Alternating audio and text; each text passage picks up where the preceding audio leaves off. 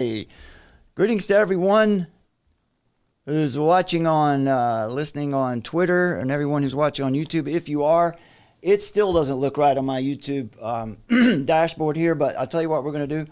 We're just going to ignore that, and we're going to keep talking to you here. We're going to do our show and see what happens. If you're watching on YouTube and you're having some buffering and some problems, just go over to Twitter to AOT_men. Is that right, Summer? That's right. On Twitter. And you can probably watch this thing a whole lot cleaner over there. But we're going to just do the show. And then when it renders on YouTube, it should be fine after it's uploaded or whatever. So let's get started. Except for the fact that... I believe it's working this time. We'll see about that. Let's just, yeah. Okay. Well, folks, what's really happening anyway? Many people have ideas about what's going on. Some say foreign and or American business interests want the minerals under the ground in North Carolina and other places, and that they're trying to take over this land, trying to get the people off the land. Many are saying that we're seeing weather warfare. Some say foreign. Cool. All right. So that means we're good. Others say it's a nefarious cabal. You know, it's the New World Order, et cetera, et cetera. Now, these are not wrong, but these are just pieces of a bigger puzzle. They don't tell the whole story. And if we intend to save our nation, we need to understand how this whole thing fits together. In other words, to be able to respond effectively, we need to know what to look for and where to look for it. In today's show, I'm going to break it down for you. What is happening with FEMA? What is this non-response thing all about? Why is it okay? Why is it legal? What's really going on there? Summer's got some very interesting information to share with you as well about that's in support of this. Just up to this for a second. Like, what were you've got for us? Yeah. Well, what I was going to mention is some points about the destruction of America and the West and how it's being accomplished by several nefarious methods. So we're going to get into that. All right. Now is the time for good men to get angry. We need to understand the methods, the motives, the policies. We need to understand the language of those who evidently intend to break down American sovereignty from within. And now, while it's important to keep an eye on the United Nations and multilateral organizations like the World Economic Forum and all the Geneva-based modern Babelites, who without a doubt are trying to build their own Tower of Babel in the form of a one-world system of governance and spirituality, our more immediate threat is here. It's in our own backyards. For example, Governor Roy Cooper. He's like some communist android. Let me show you what I mean here. I think this is Celia Farber, Truth Barrier on Substack. Had a very interesting post yesterday. Yeah, this is Governor Roy Cooper's post, one of his Twitter posts. Yeah, and it says, Chimney Rock and Lake Lure are special places in western North Carolina full of memories for so many. The damage they sustained from Hurricane Helene is catastrophic, but without a doubt, they will be back and better than ever, says the governor. What does he know? Okay, well. That's not reassuring coming from him. No. Now listen to someone who lives there. Dear Governor Roy Cooper, the truth is enough, and we respectfully call on you to share it directly with everyone on a public platform. We ask that you address the people of North Carolina with a clear, honest update on the current situation, specifically regarding the search and rescue efforts for those still stranded, missing, and the number of deceased, both identified and unidentified. You see, what Roy Cooper completely left out of his message was anything having to do with reality. So this person says, we urge you to hold routine live press conferences. Do something other than placate, right? Do something other than sit there and pretend. Have press conferences. directly answer questions from North Carolina residents and those actively engaged in the search and rescue operations across our great state, using all available platforms, including Starlink services, ham radios, and other communications channels to facilitate direct dialogue is essential in these efforts. Roy Cooper's really saying nothing about this. This person goes on to say, please clarify exactly what you have labeled as misinformation or disinformation and contrast that with the verified facts on the record. We strongly request the most accurate updates on the loss of life, the status of the missing, and why the vast number of body bags have been requested. Yeah, what we don't need is, it's all going to come back and it's going to be better than ever. Yeah, there might be a time for that, but it's not now. This is not the time for that yet. In this difficult time, the people of North Carolina deserve transparency and candid communication from their leadership. We encourage you to provide regular updates and maintain an open dialogue with the community. All right. Governor, we trust that you will fulfill this responsibility because the truth is enough, and it must be told by you to the people you serve. And this response under there, talking about Cooper, says he has checked out. And then compares Cooper's response to Ron DeSantis' response down in Florida, where, in the days before Hurricane Milton hit, he had a virtual army of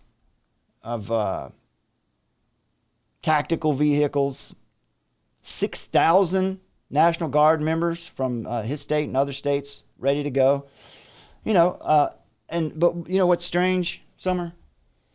Being prepared for a catastrophe, the state and local people actually preparing for a disaster, that's racist now.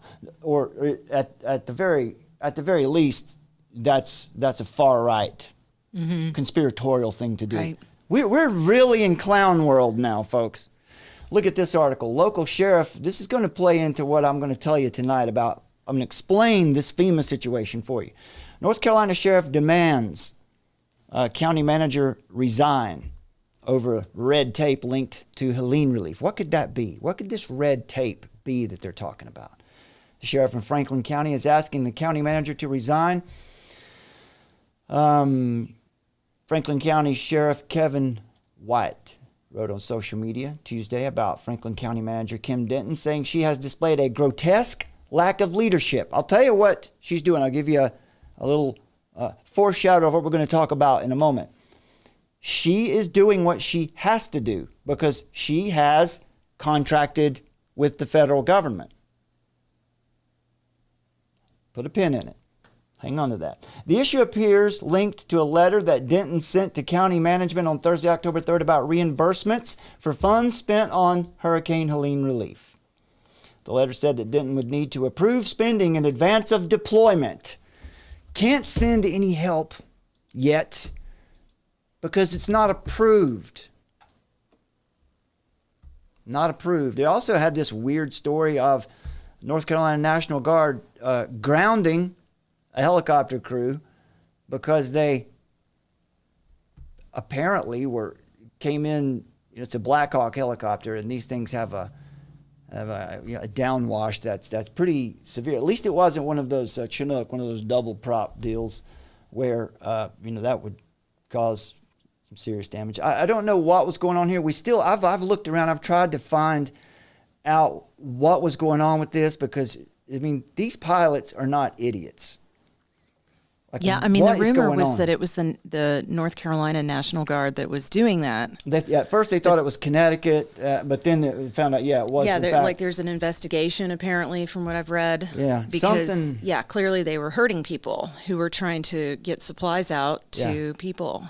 Yeah, and the pilots and the crew would know better. So something very strange happened there. So there's just weird things happening in the mountains. Specifically, I wanted to share this one with you I found on Substack from Bregan Alerts.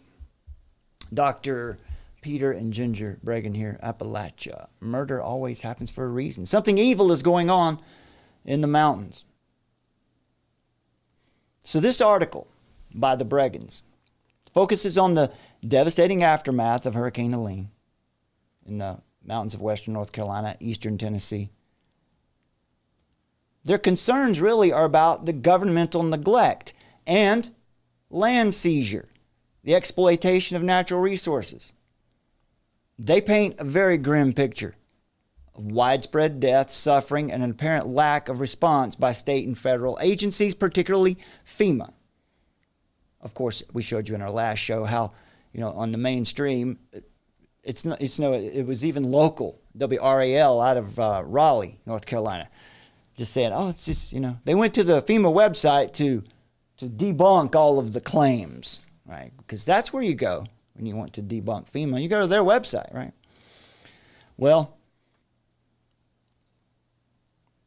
what they're talking about in this article is the glaring lack of federal and state aid in the days following the hurricane. And if you don't know much about North Carolina, right now, North Carolina is led by a Democrat governor who's on his way out. And he has been very Biden-like in his response and his lack of visibility. Efforts by volunteers to get in and help out have been hampered by FEMA. Not only hampered, even in some cases blocked. FEMA is disrupting the process. FEMA disrupting the process. FEMA withholding emergency supplies. FEMA focusing on bureaucracy, bureaucratic control rather than immediate relief. Also denying people to get their $750. Right, and I saw one report too, like that $750. And that's really going to go a long way for these folks who've lost their homes. And one lady applied and was approved, but only got like $300. I mean, well, they're just straight up turning people away, though. There's a lot of stories about that. And then there's the other rumor, which I'm having a hard time substantiating, but there are a lot of people reporting that it's actually something that needs to be paid back within a year. I don't know. I can't quite verify that one, but we'll see how that plays out. I mean, would you really be surprised at this point? The Bregans here in this article are talking about the possibility of the federal government seizing land in the disaster-stricken areas under the pretext of rebuilding. We're coming in. Remember, we talked about this for you in the last show. You'll have a business or an investor come in and in a public-private partnership with local government. We're going to rebuild your roads. We're going to rebuild your cities. That you don't want. Your city's no longer going to belong to you. No more private property. Now, we've been talking to you about communism here for a long time and how there is a very distinct movement to create a socialist order here in the United States. A broader agenda also seems to be afoot, maybe, to depopulate the region, to clear it out, so that whoever's interested in it can exploit the area for its valuable natural resources. Rich deposits of lithium in the region, quartz. And the reason these minerals would be important is because these are the very minerals that are used in the production of all of these devices that we use today. The Internet of Things will be made of lithium and quartz and many other things like that. So those are valuable minerals. The Department of Defense and other major, along with major corporations, that's a public-private partnership, as you know, like BlackRock, planning to resume large-scale mining operations in western North Carolina. And so this hurricane and the displacement of local communities seems to be convenient for these interests. They also talk about how this region, which is extremely mountainous, could be repurposed as a carbon sink, right? Because carbon credits, right? A profitable scheme for future owners of land, right? Whether they're government entities or corporations, by turning the area into a wilderness, the government and its partners would gain both environmental and economic benefits. Overall, the larger agenda they talk about in this article goes back to, of course, what we call Agenda 21, what is now known colloquially as Agenda 2030, or United Nations Sustainable Development 2030, 2050 goals, which advocate for preservation of ecosystems and reduction of human influence on natural areas. They want to get you off the land and stack you and pack you into smart growth hives. In other words, their thesis is that they're trying to rid the Appalachian Mountains of its people. And that fits very well into the global plan.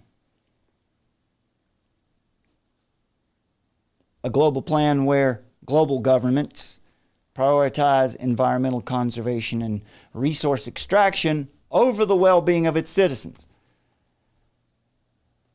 Political dimensions as well. But mainly what this article shows is that what's happening right here in North Carolina, or what we call Appalachia, apple, just say, if you need to know how to say this word, just think of the word apple and atcha. Okay? That's all you need to know. Appalachia, I don't know where that is. Is that in Italy somewhere? I don't know what Appalachia is. Appalachia. Good? You like that? That's right. Thank you very much. Correct. Well, this is a microcosm of a broader globalist effort to depopulate rural areas for economic gain. That's their thesis. Now, as we get into this tonight, I've got the lowdown for you. I'm going to explain to you why FEMA is doing this and why they can do it, and why it's not all their fault. Why it is also the fault of some of the people who have been in charge in these local towns, and why Summer and I, once again, will be at our town hall meeting coming up next Tuesday night, and I'm going to share with them what I'm about to tell you. The number one threat to American sovereignty is local autonomy, or the loss of local autonomy. A major but often overlooked threat to the fabric of American life is the mitigation or obstruction of the ability of citizens to manage their own affairs locally. Defending American sovereignty begins locally. As we talked about in our last show, when we told you about regionalism, we're going to talk some more about that later on in this show. Regionalism is the intermediate step between the nation state and globalism. And regionalism starts locally. In other words, you need to be more concerned about the people in your local government than you do about the people at the United Nations right now. Defending American sovereignty begins locally. Now, let me explain why this starts out. Let's get into why FEMA is doing this. What is the problem? Let's look at this tweet right quick from Donald Trump earlier. Wow, what happened there? It has just come out that Democrats in Washington and the Democrat governor's office of North Carolina, that would be Roy Cooper, were blocking people and money from coming into North Carolina to help people in desperate need. Biden knew about it, and so did Kamala. It's all over the place. A horrible situation. I will make it up to everyone when we take office on January 20th. Hold on, I'm coming. Well, Donald Trump is not a savior, but I'll tell you one thing. Those are welcome words for someone who at least appears to understand and be able to diagnose what's happening. So take that for what it's worth. I have what I believe is a more important message for you here.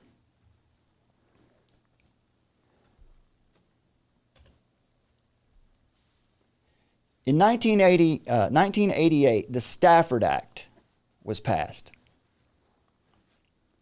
And since then, emergency management has been more and more centralized. By centralized, we mean that it's been moved away from the localities and put in Washington, D.C., centralized there. Since 9/11 and the establishment of the Department of Homeland Security, this centralization of emergency management has grown into a vastly tentacled beast that reaches deep into American cities and towns and communities. And rather than protecting citizens from the effects of disasters, it has instead systematically undermined local and state sovereignty.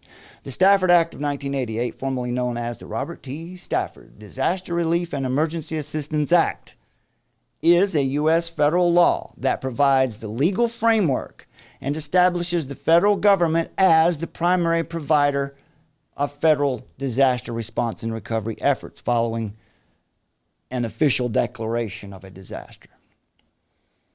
Now, what's funny about this could include anything from snow removal to settling migrants to fires, big fires, or, floods, hurricanes. Some of the key features of the Stafford Act. Federal assistance, for example. The act allows state and local governments to receive federal assistance. And when we say assistance, we mean mostly in the form of money. When a disaster overwhelms the city or the region or the state's capacity to respond, the act is supposed to give in its sincere form, let's say, gives the president the authority to declare a major disaster or an emergency which triggers federal aid and then the mobilization of resources such as funds, equipment, and manpower. So you might be saying, okay, didn't somebody declare a disaster here? Why didn't that happen here? Well, what is an emergency declaration? An emergency declaration can be issued for any event where federal assistance is necessary to supplement state and local efforts. But it's typically for less severe situations. Then you have the major disaster declaration. That's reserved for more serious events like hurricanes, earthquakes, or large-scale terrorist attacks, where a broad range of federal assistance is needed for long-term recovery. I don't remember there being a major disaster declaration in North Carolina, at least in the first few days. But I could be wrong about that, but that's not the point of this show. But what is FEMA's role in all this? The Federal Emergency Management Agency, FEMA, is the primary agency tasked with coordinating the federal response under the Stafford Act. Okay, the Stafford Act came in 1988. The Department of Homeland Security came after 9/11.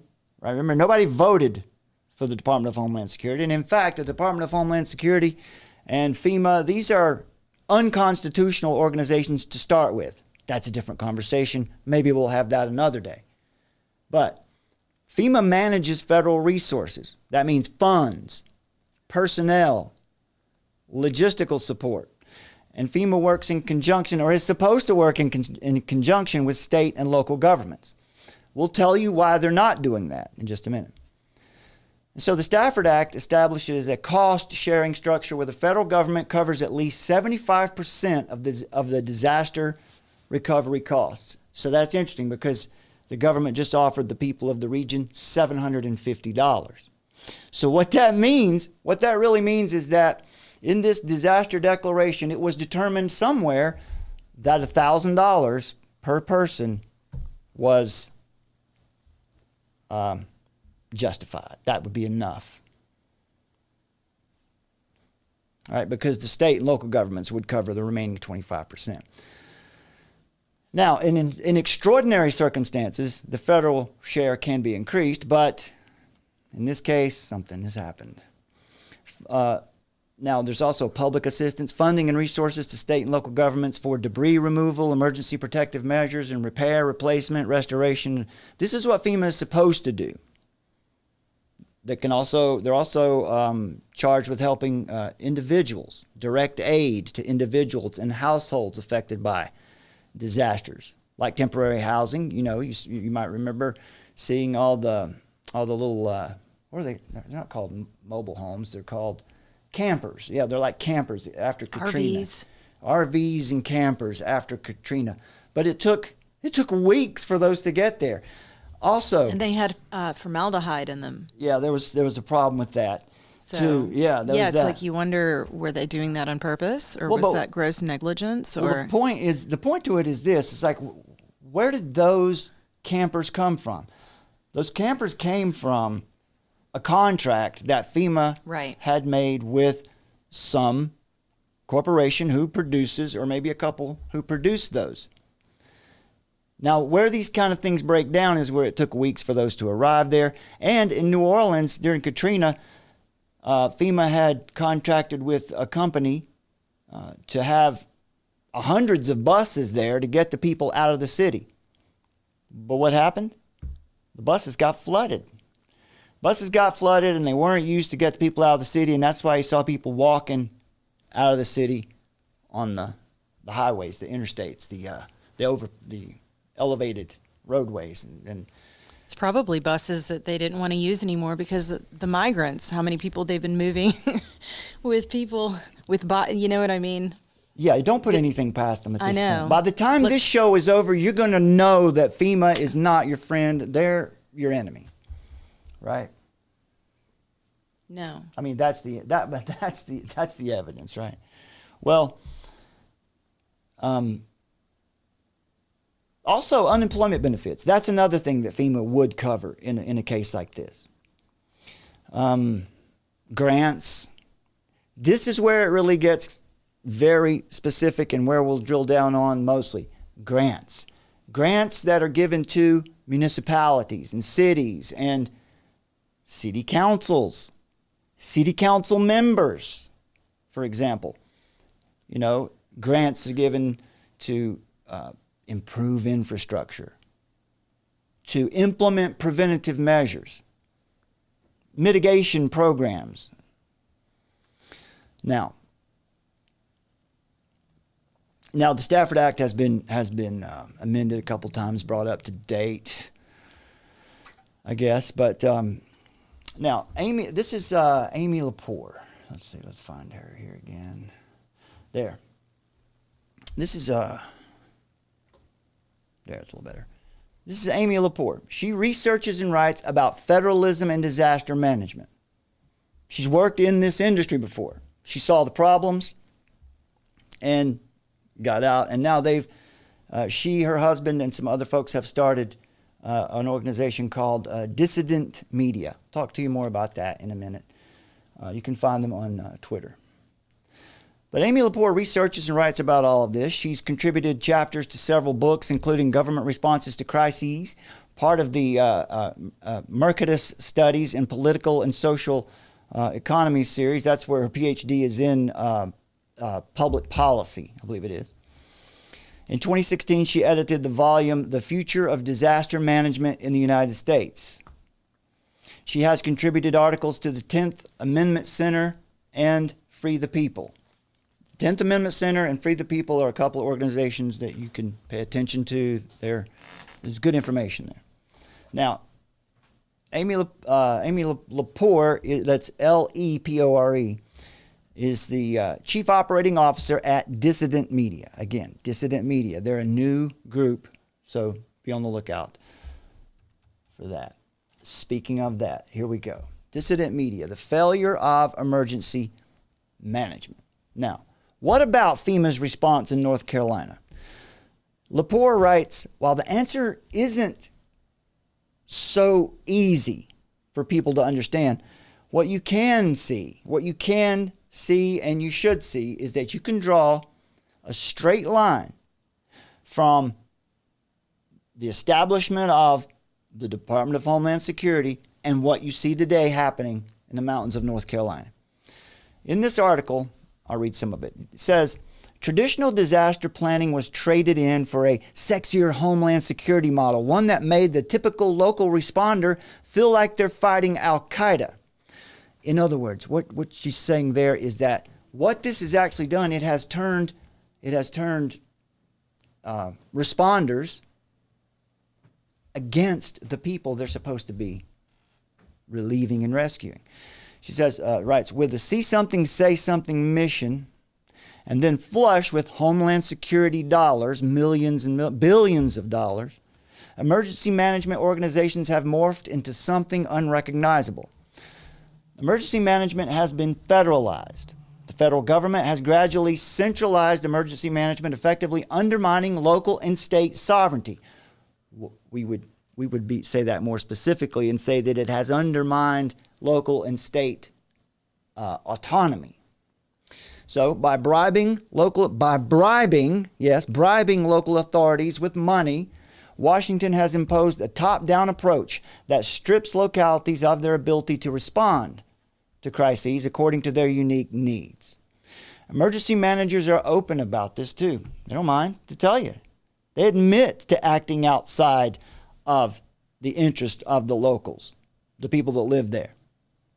Right? Because what they're really interested in is the grants that they're going to receive from the federal money. They believe that money solves all problems. Well, what was it? David Lee Roth, Summer. The prophet David Lee Roth, I think he said, money can't buy you happiness, but it sure can buy you a yacht so you can sail right up next to happiness. Thank you very much. We'll be here all week.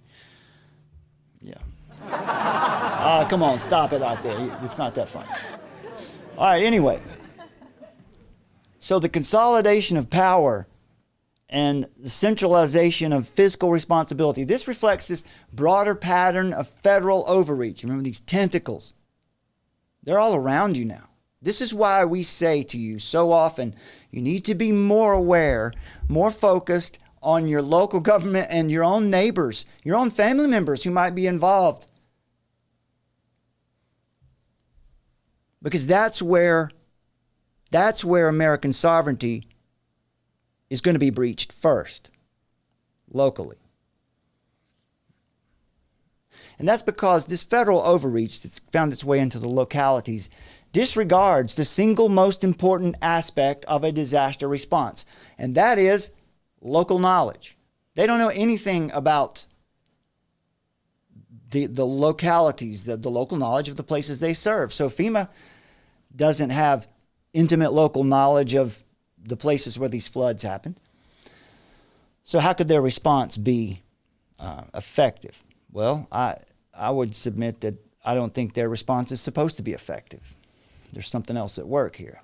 All right, moving on. Emergency managers are also easily influenced. See, beyond the funding, beyond the corruption of local authorities, the federal government has also used other tactics to influence local emergency management, particularly by reshaping the types of individuals that hold these positions. It's clear they aim to place people more aligned with centralization. In other words, they intend to put people in there who are politically more left-leaning, perhaps socialists, right? People who have a natural tendency to favor huge government that's all into all of your business.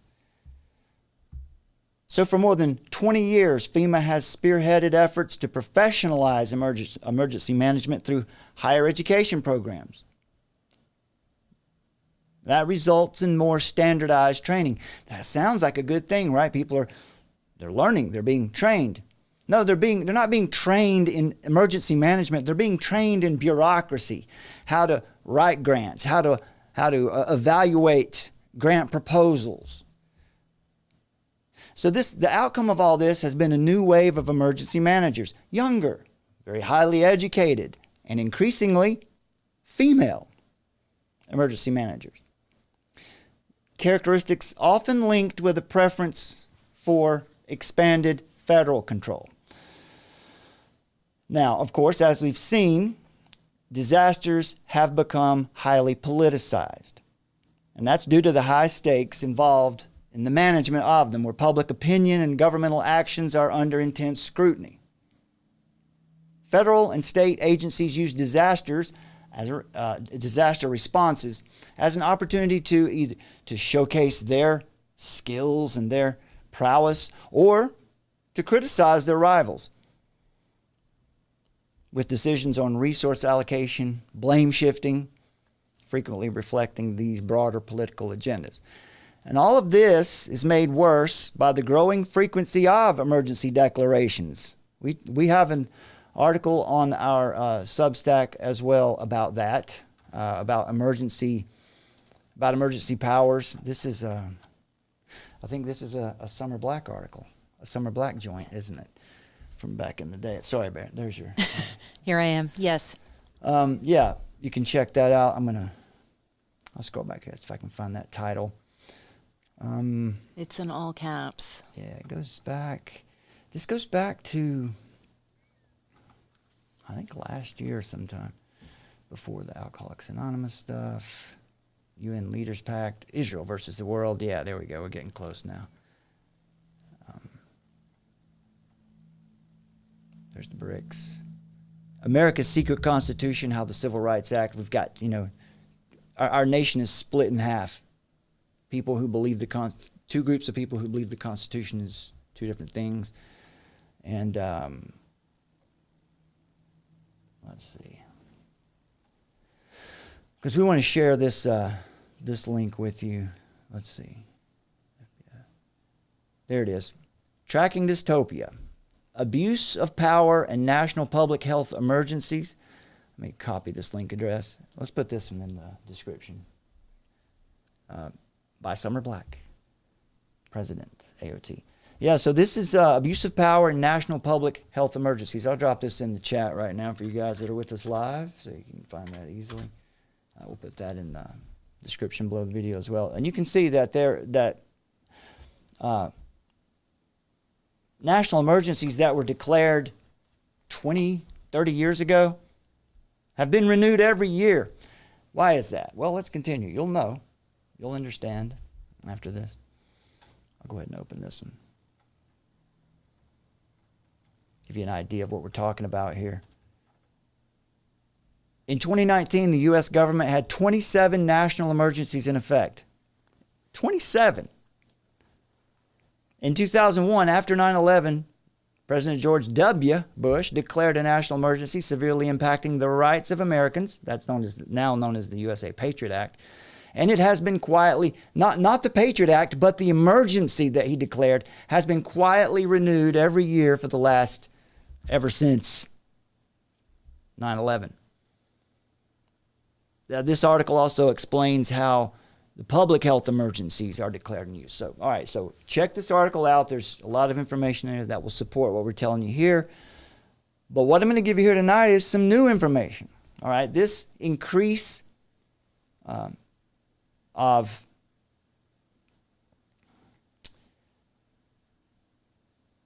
public emergencies, of declarations of emergencies, one after another. The increase in this really took off after the passage of the Stafford Act in 1988. And then, of course, after 9/11, it really accelerated. As I just told you, in 2019, we had 27, national emergencies in effect.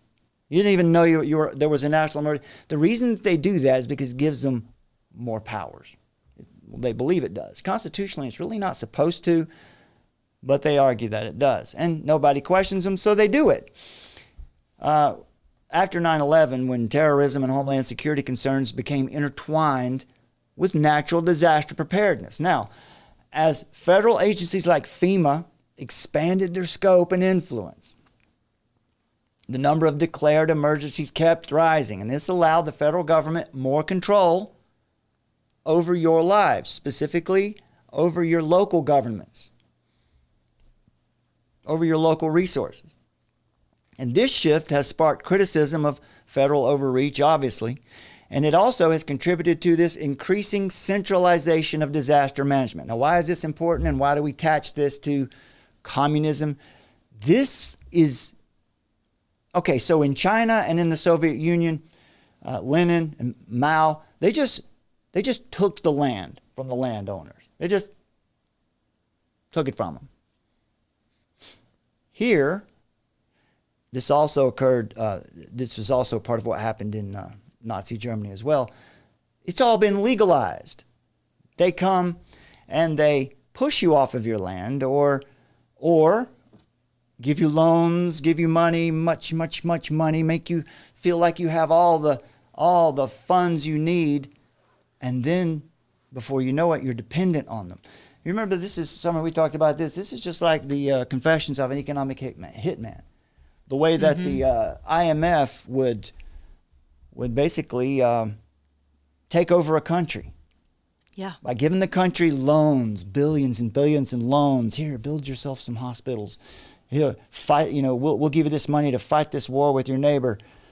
Money they could never pay back, and then they own all their natural resources, or they. Same thing is happening in America. They're just not stealing it. They're doing it legally through things like disaster management. Now, it's really difficult to know all the ins and outs of why this has been so severe in the North Carolina mountains, why this response has appeared to be so utterly inept and inadequate, to what extent the afflictions that we've talked about above here are actually involved here. But Lepore says, quote, "I was in disbelief when the Tennessee Emergency Management Agency told people to stop donating just a few days ago." She also explained that one day, listen to this, one day before the hurricane hit, the Tennessee National Guard was sent to the Middle East, sent to Kuwait. Amazing. Now how about that, right? Wouldn't you think it'd be nice to have your National Guard home right now? Isn't that interesting? They're not there. So you have to depend on someone else. And so they're putting the pressure on. Like, this is bureaucracy at its worst. We've seen this before, right? The flooded buses that failed to evacuate residents out of New Orleans. But what is crystal clear is that neighbors, volunteer firefighters, and Good Samaritans, these are our best hope. Our best hope is you. It's you. It's you. It's me. It's all of us. We're our best hope when it comes to this. We got to break the addiction. We got to break our local government's addiction on federal grants. Break their addiction to federal grants. And this has been going on for many decades, so it seems like it's going to be hard to do. So you better prepare accordingly. You better be getting involved with your local government. So once again, to be perfectly clear, the greatest threat to American sovereignty right now is Americans.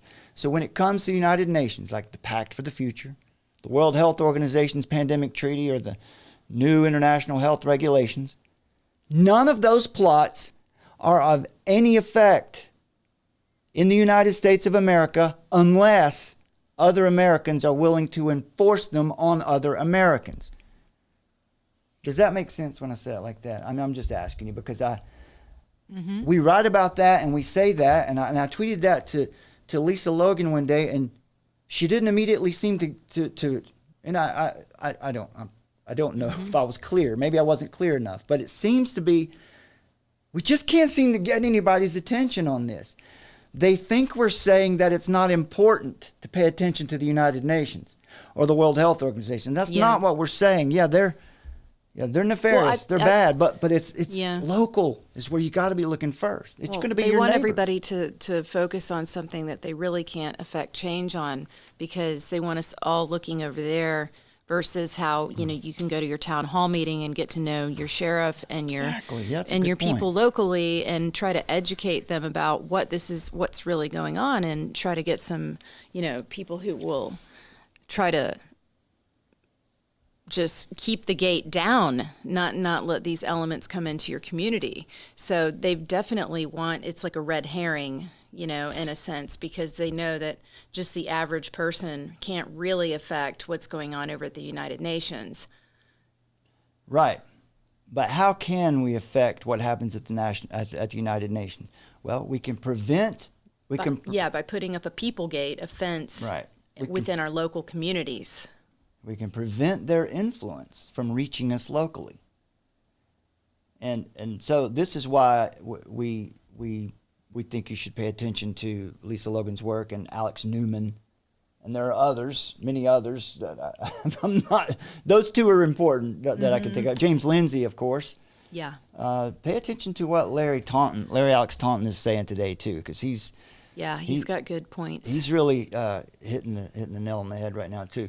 But it's really important that while we're paying attention to these multilateral organizations, that we don't forget about the fact that all of these plots will have to be enforced by our own neighbors and family members.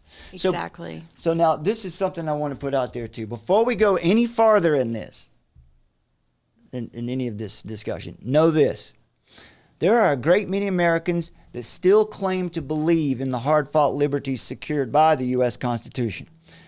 But it is time for those same Americans, it's time for all of us, it's time for all of you, it's time for all of us out here to wake up and smell the coffee, because there is a growing number of other Americans who are actively working to discredit and defame and dismantle the Constitution. Our recent article about that was, where did that one go? Let's see.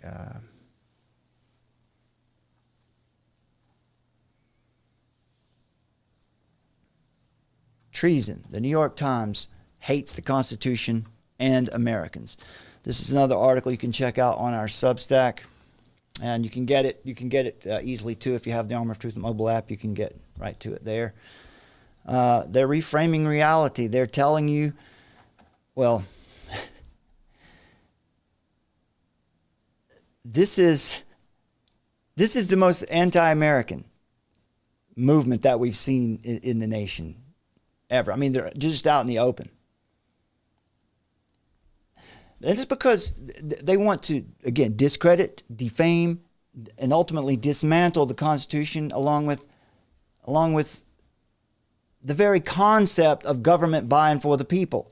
Can I just jump in real quick? And they also want to dismantle all of these precepts that secure our God-given human rights. So in this article, take note of the obvious anti-American, anti-human policies and positions of America's major institutions today. In this article, you'll see some examples of, when I mean institutions, the New York Times is an institution. The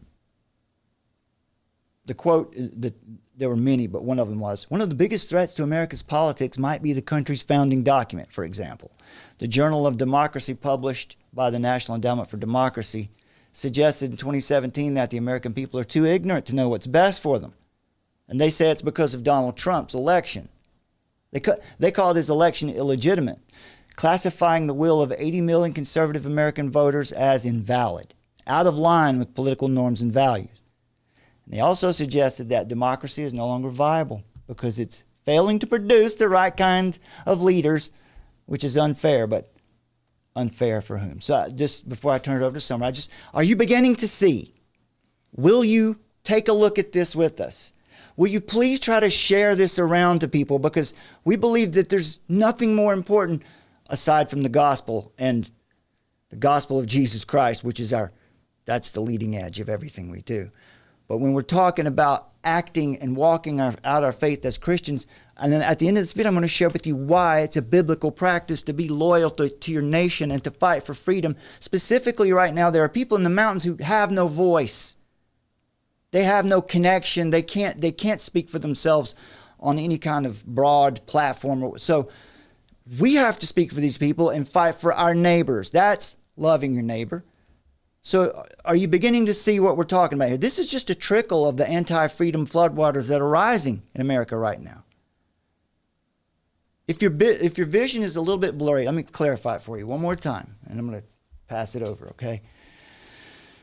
I want to clarify it for you. Crowing and boasting, day after day about the Constitution and your God-given rights to life, liberty, and property, especially free speech, is a meaningless endeavor unless you're willing to engage the enemy.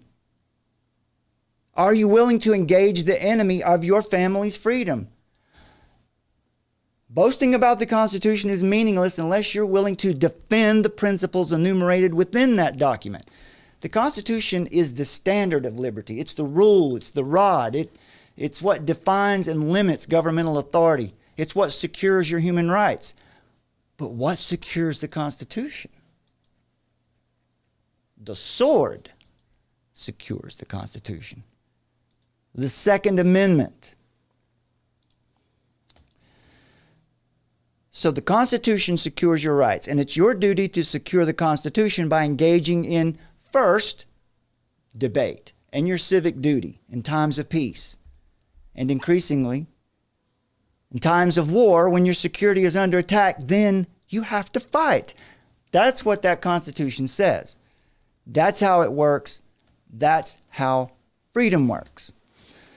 Now we'll come back in a minute. I'm going to give you some more points about FEMA and the other threats from within that we're seeing right now. Yes. Go ahead. So one thing that I wanted to share with you guys tonight is, again, something written by 009, The World Is Not Enough. The destruction of America and the West is being accomplished by several nefarious methods. Funneling taxpayers' dollars into useless wars of attrition, such as Afghanistan, Ukraine, Israel. We shouldn't be involved in Israel. These money laundering schemes enrich banks, weapons manufacturers, and oil companies, flood the West with immigrants, people that are not legal. Millions of these immigrants are Muslim refugees that were displaced due to the American wars in the Middle East. Muslim anger is pitted against the anger of the declining working class, as witnessed in the UK with recent riots and protests. This anger will serve as more fuel on the fire to increase spending on more useless wars of attrition.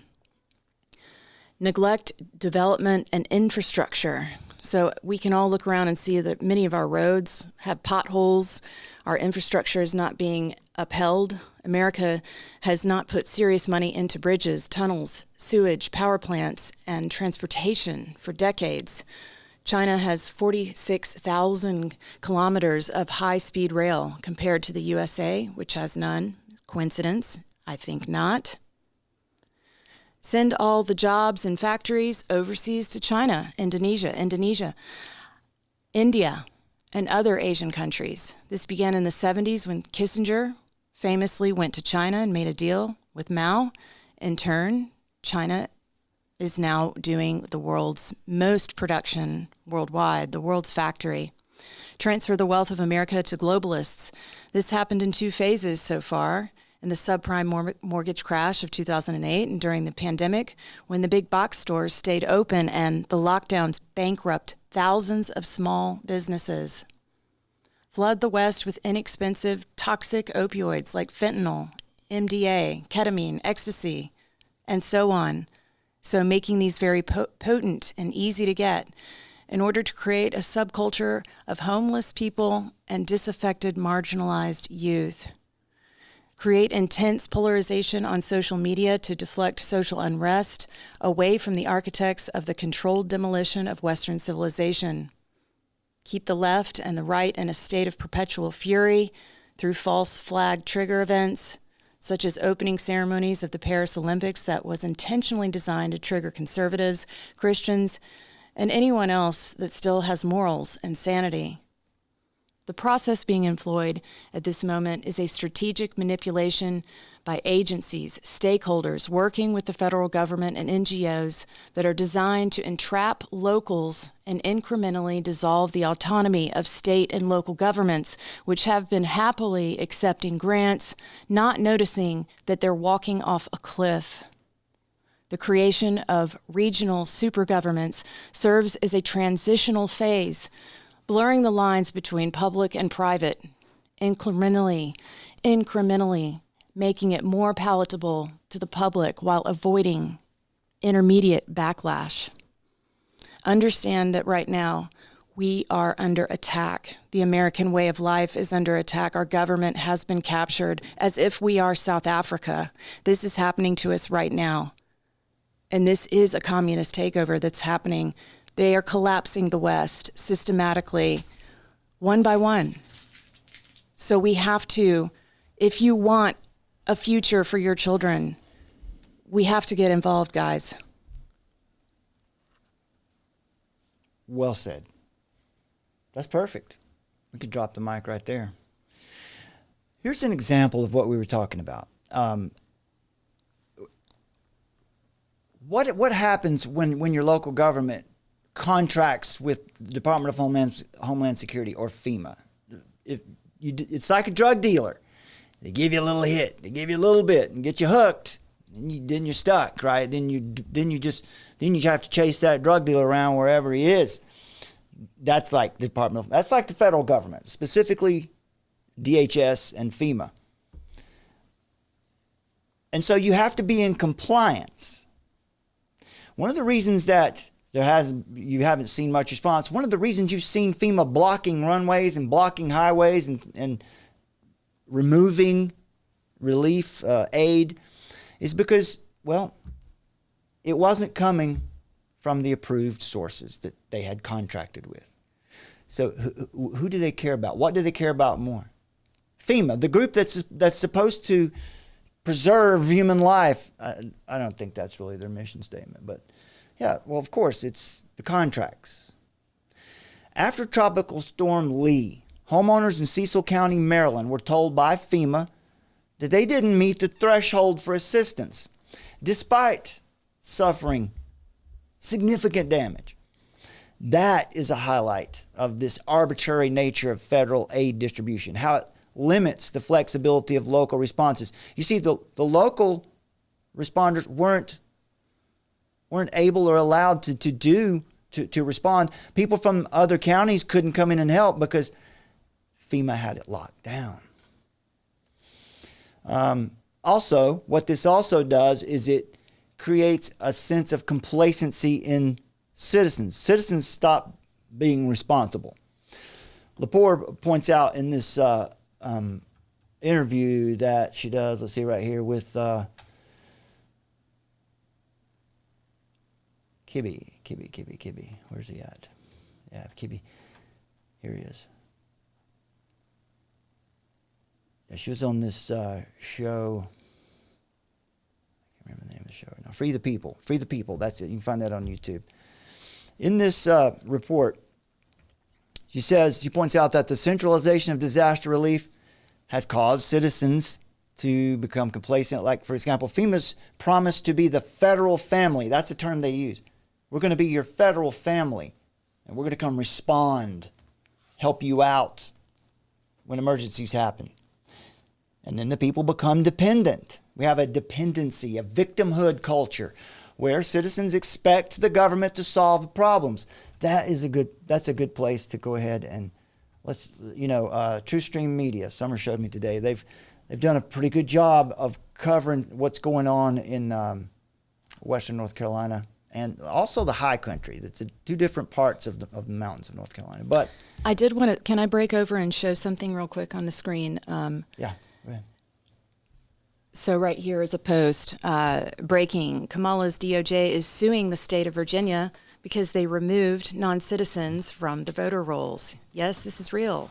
Kamala's DOJ is suing Virginia because Glenn Youngkin removed people from the rolls who are legally barred from voting in American elections. And that's because there was, I don't know what it was, but if you look deeply into that, you'll find out that there was some contractual agreement, some fine print that local municipality, that state, that the citizens anyway didn't realize that somebody in their local government or state government had signed them up for. That's why in Springfield, Ohio, that's why these Haitians came in there. It didn't just happen. The federal government didn't just drop them in there arbitrarily. They had contracts, probably the Department of Homeland Security. Now that we know this. And had contracts with some local employer. Right. Somebody there in that town is responsible.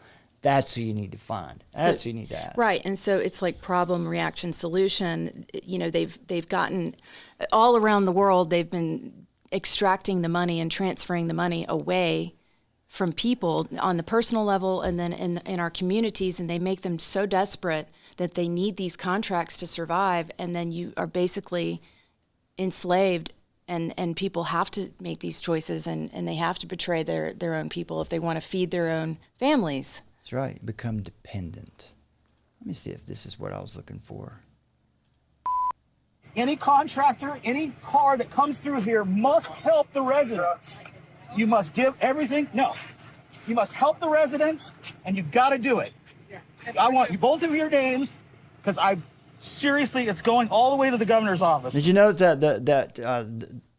that's I've probably seen half a dozen FEMA employees, and at least 4 of them have been female. That's just part of what dissident media was reporting. Amy Lepore, who was working in that field, reporting that. Well, it's also interesting because they call each other like their cadres. Yeah, they've got 23 cadres, I guess. Which is a term that you hear. Maoist, Marxist. You hear that in Mao's China. Exactly. With groups that would go out into the communities and convince the people. That's who would run the struggle sessions, the cadres. Yeah, they would come into your community and pretend that they're there to help and to help improve communications and all that. And then they would figure out the community's grievances, in other words, their weakest points, and then they would start exploiting it and tearing these communities apart.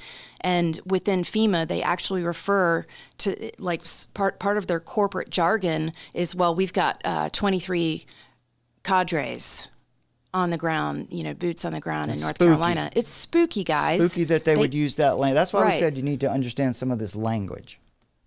Right? Because, again, what we're talking about here is these FEMA representatives, agents that you see showing up, these are going to be highly educated, highly trained individuals. They're not trained in emergency management, but they're trained in bureaucracy.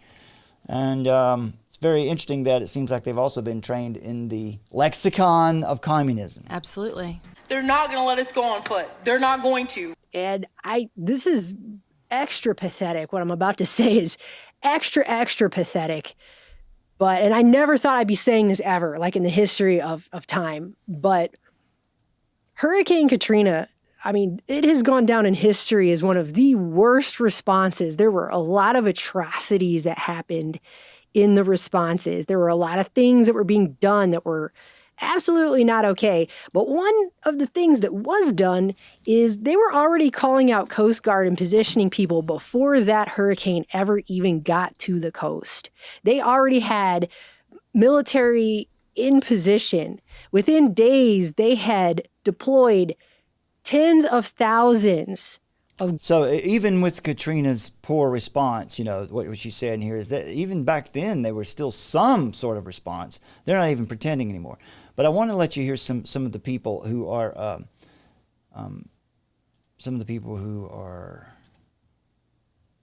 let's see. Yeah, I know. I'm trying to find a couple. Yeah, here we go.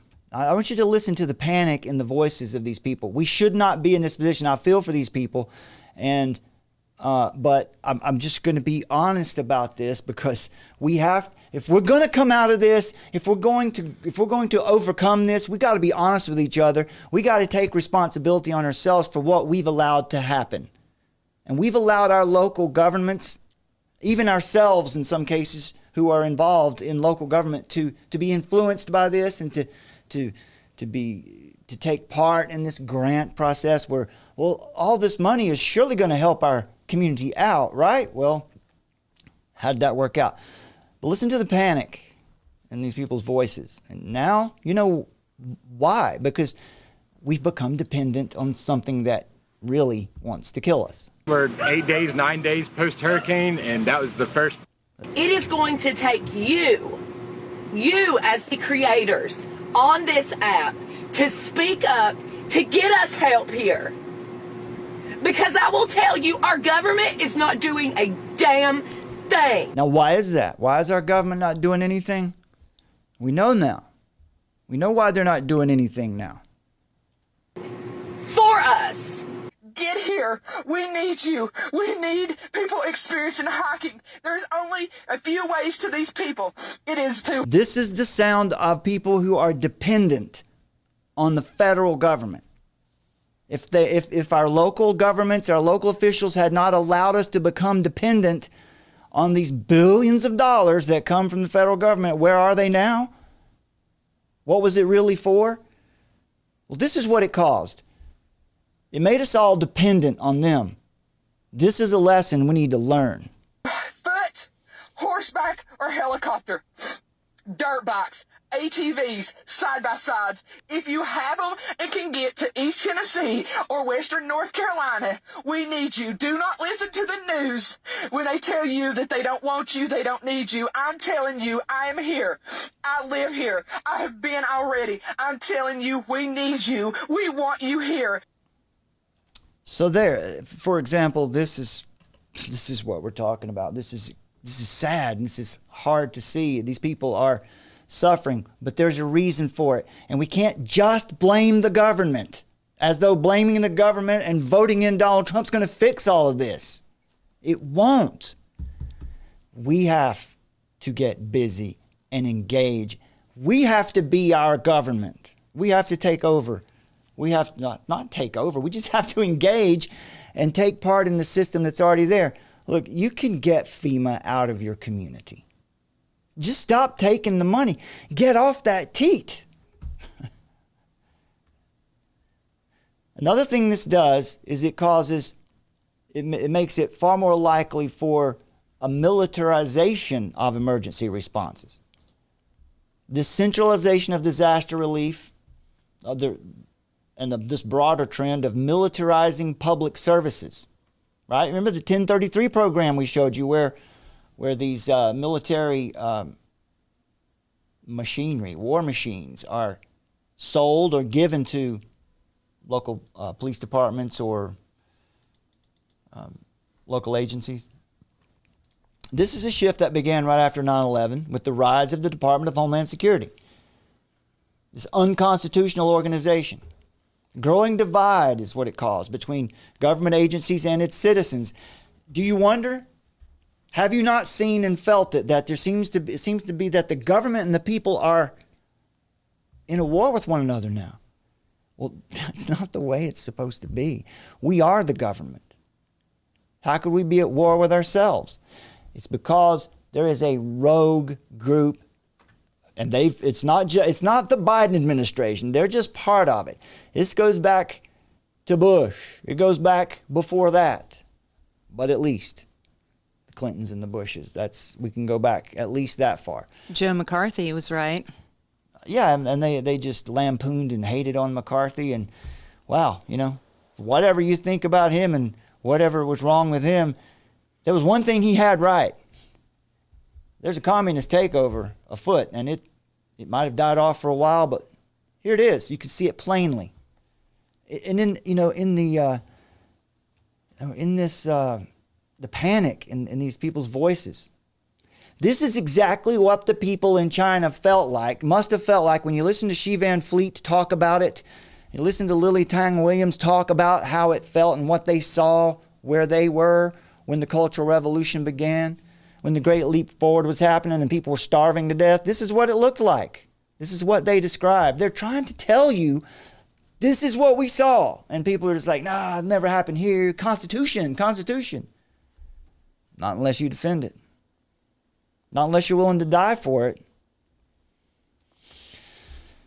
Well, also, let's go back to the pandemic. That's a prime example of how this militarized mindset was applied to public health, right? Because the response to the pandemic was a military operation. In fact, the jab rollouts and the jab production itself was a military operation. That's not a conspiracy theory. Do a little reading. They're not even trying to hide that. In fact, they applied military operation mindset to public health. And then all of a sudden, local authorities were very eager and quick to enforce federal directives. They were eager and ready to go down and arrest you if you happened to walk out in the park or walk down the sidewalk without a mask on. These people were very happy to give you a jab of something that's poisoning you. Because grant money. Because millions of dollars, right? We're in a contract with federal government, and I don't want to interrupt that money flow. I don't want to interrupt that flow of cash. How many of your family members are suffering now? I know we've got some who are because of that. Yeah. It's addiction. It's an addiction to federal funding. Local governments are addicted to federal money. Find out whether your local government is addicted to federal money. And if they are, get that rehab process started as quick as you can. Get your friends together, get people.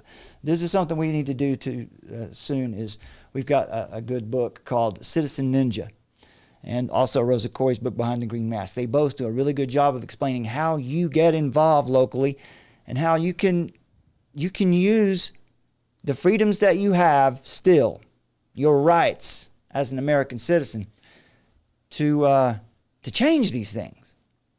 Because if not us, then who's going to do it? Look around you. Look at these people who are so desperate and suffering up here because of no one's helping them. When did Americans become so dependent on the king? Once local governments start receiving FEMA or Department of Homeland Security grants, then the local emergency management departments, they just become focused on maintaining their funding streams. They spend all their time writing grants and figuring out how to get more grant money. They're not really all that concerned in serving their communities. You've probably heard the term, right? They're corporate policing. Yeah, that's what that means. They're more interested in the revenue streams or the funding streams than they are actually doing the job anymore. And so this reliance on federal money distorts the priorities of our local officials. Grant compliance takes precedence over practical disaster preparedness. And when you survey local responders, they'll tell you, some of them, the honest ones will tell you that FEMA, while the money, I guess, is nice, and you have brand new vehicles and tactical vehicles, FEMA actually is more of a hindrance than a help. It impedes their ability to respond effectively to local emergencies, right? Despite this, the vast majority of local governments in America are not seeking any alternative funding resources, and they're remaining reliant on federal money. And here's the thing you need to know. Here's the thing you need to pass along and make sure your local governments know. There are other sources.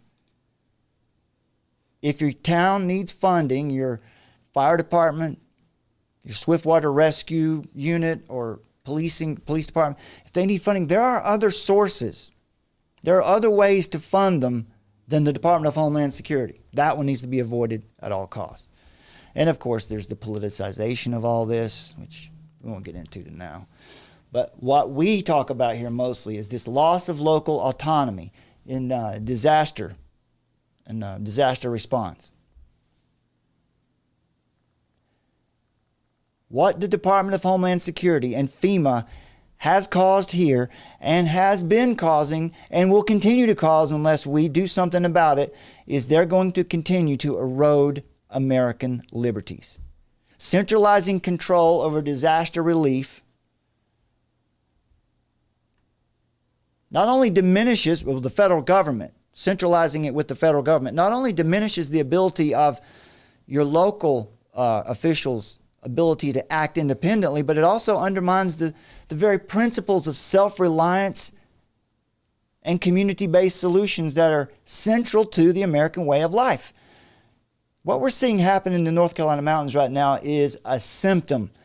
It needs to be properly diagnosed, and we need to heal it, and we can, because right now we're diagnosing it, and we're telling you, here's the cure.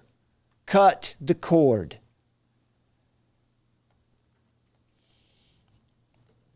Now, another thing I think that's pretty shocking and scary is the connection between, is told again and again.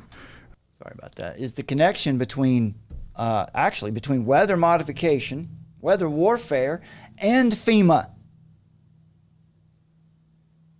Because we're told, I mean, it is a maximum of critical thinking. Like when you want to find out who's responsible for some evil, follow the money. Cui bono, right? Who benefits?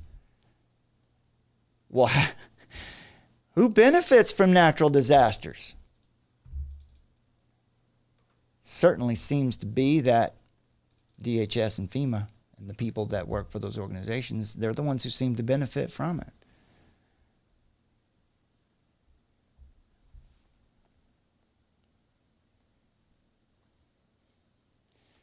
Okay. Well, just to wrap this up, I want to make sure, because I'm sure there will be some folks who will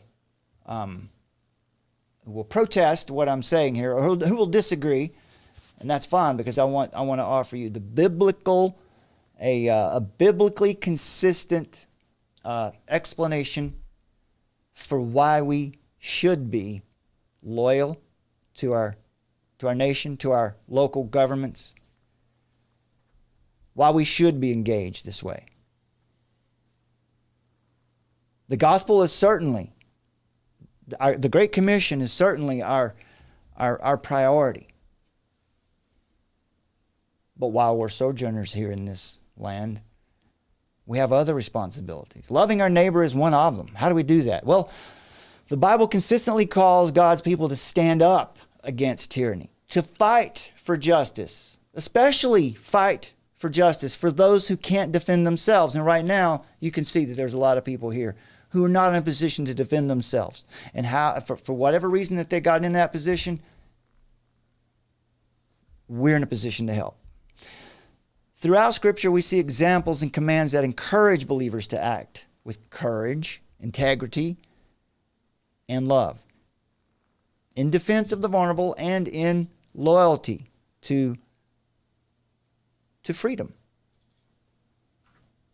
Moses and Pharaoh. In the book of Exodus, Moses, empowered by God, stood up to Pharaoh, for one. That's pretty, how about that for an example? Pharaoh was the most powerful tyrant in the world at his time. And Moses stood up and demanded freedom for the enslaved Israelites. It's in Exodus 5. So God commands Moses to lead his people out of oppression, showing that delivering the oppressed is a divine mandate. Sitting on your couch and complaining about it all, can't find that anywhere in the Scripture. Sitting behind your microphone and talking about how it's all happening out there and how I'm in my ivory tower here with my great ideas. I don't find that anywhere in the Scripture. I find this: let my people go. Queen Esther, let's talk about a powerful woman who, she risked her life to plead with the king on behalf of her people when they were facing genocide. Her bravery and willingness to stand for the truth and for the lives of others, now there's a powerful example of defending the vulnerable. Esther chapter 4.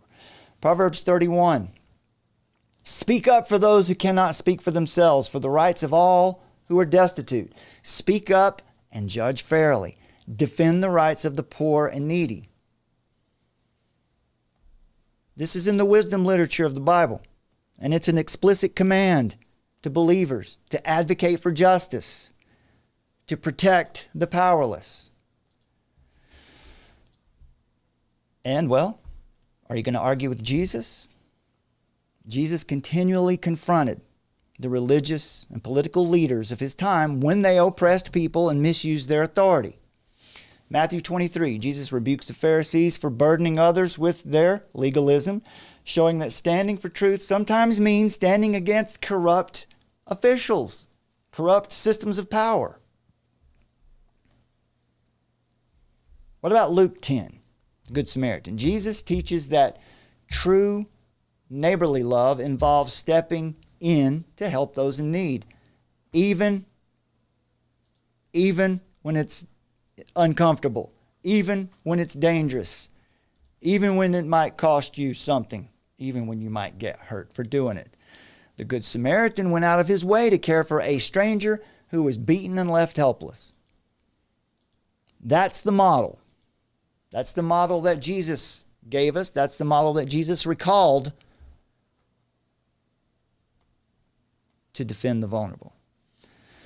Galatians chapter 5, Paul writes, "For freedom Christ has set us free. Stand firm, therefore, and do not submit again to a yoke of slavery." Now here Paul is emphasizing the Christian's duty to remain in the freedom that Christ provides. Specifically, we're talking about spiritual freedom of sanctification here. But the application goes on to apply.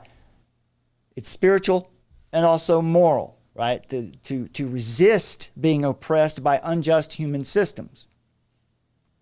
Because when we resist unjust human systems and when we fight back against these wicked rulers, what we're doing is we're helping to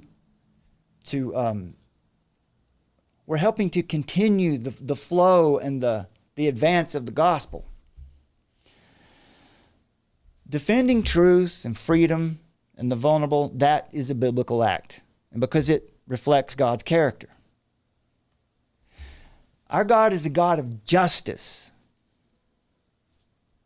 mercy, and truth. Psalm 89.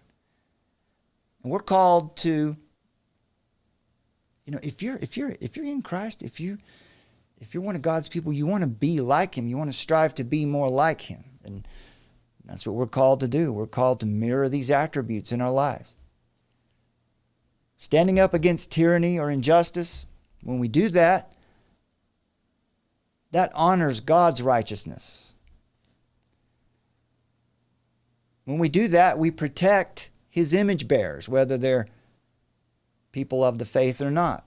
They're all image bearers of God. They all bear God's image. And so when we do that, we demonstrate His love.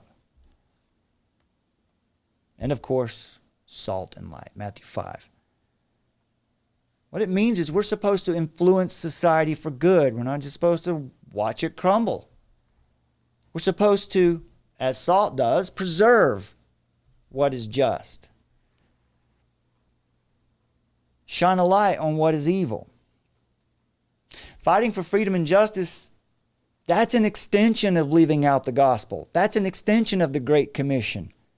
Jesus said, teaching them all that I commanded you. That's how we live out the gospel in a world where sin and tyranny are working as hard as they can to distort God's intended order.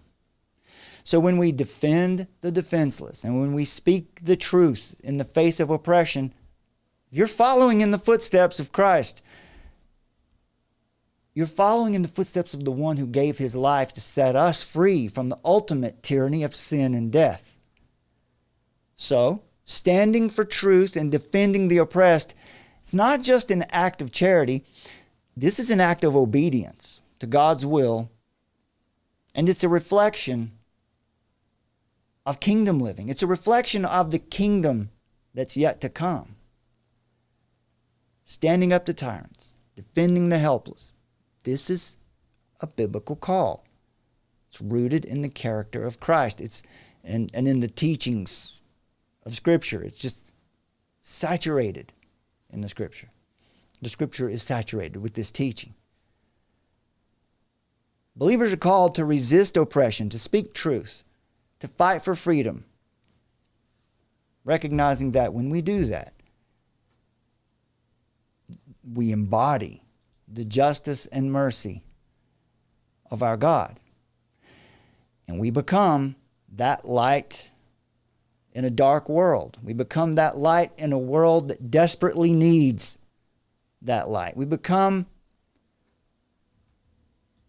examples of justice and mercy in a world that really desperately needs both.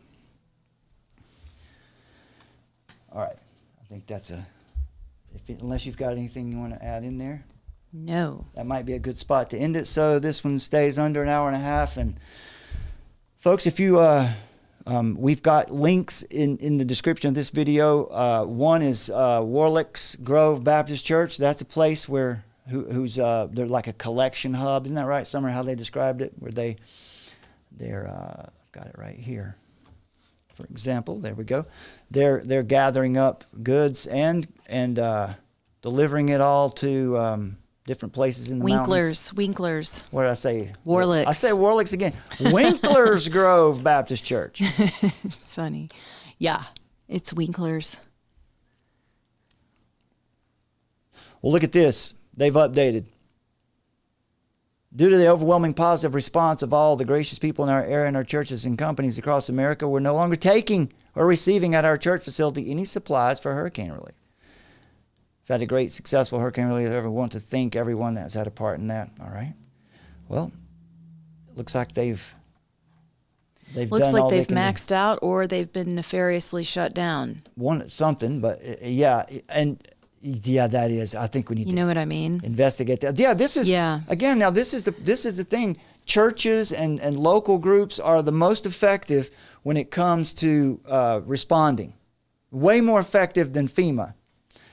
As we've seen, FEMA has all the money, but what does that get you if you live in Chimney Rock? Not much, right? So, hopefully they've received so much stuff that they can't give it all away.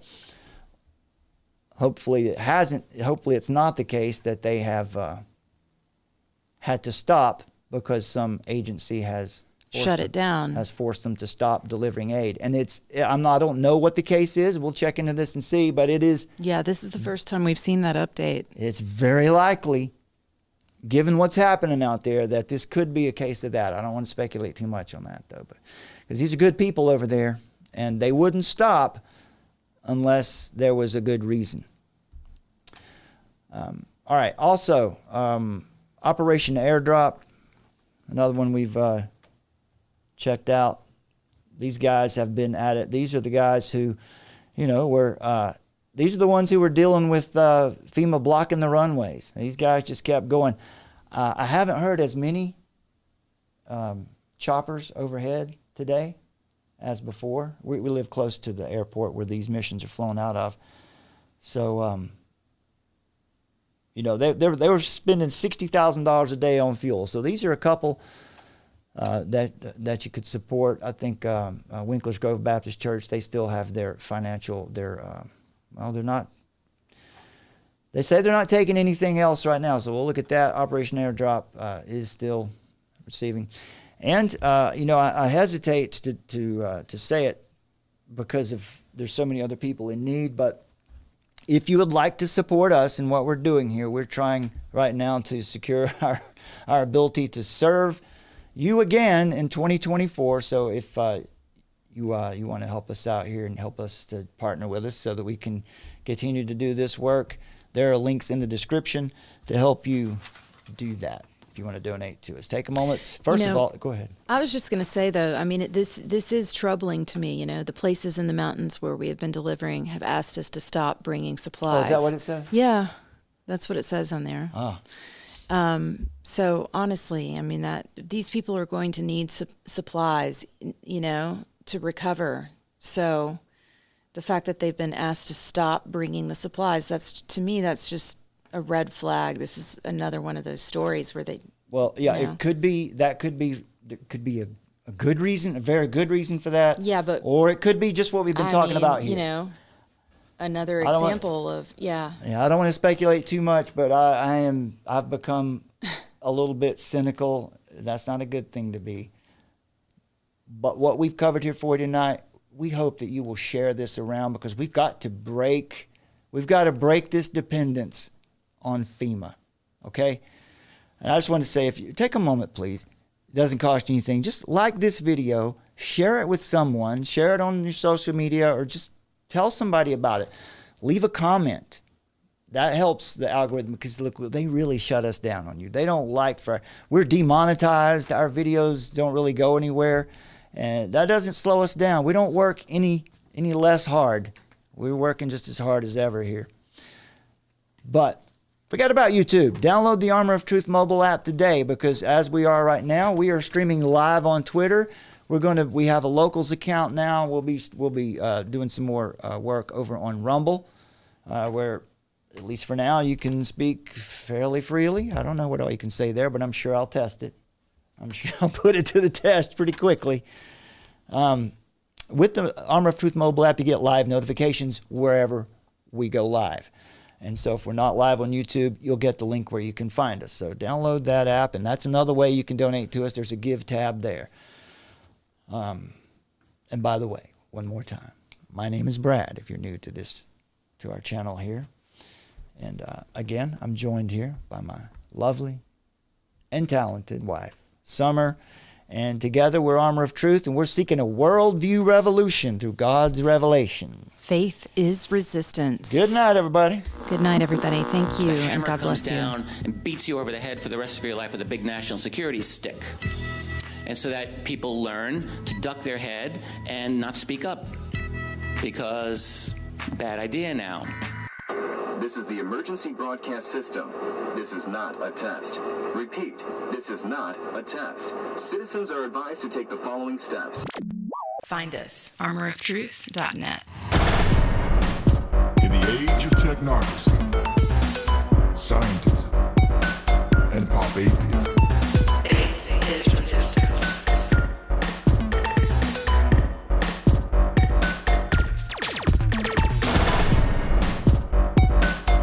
Nietzsche, of course, announced the death of God and called for the birth of the Übermensch, the Superman, who would take humanity to new heights and to create a new world order.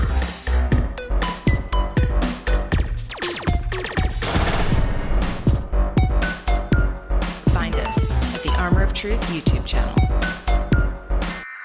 This is not a test. Repeat, this is not a test.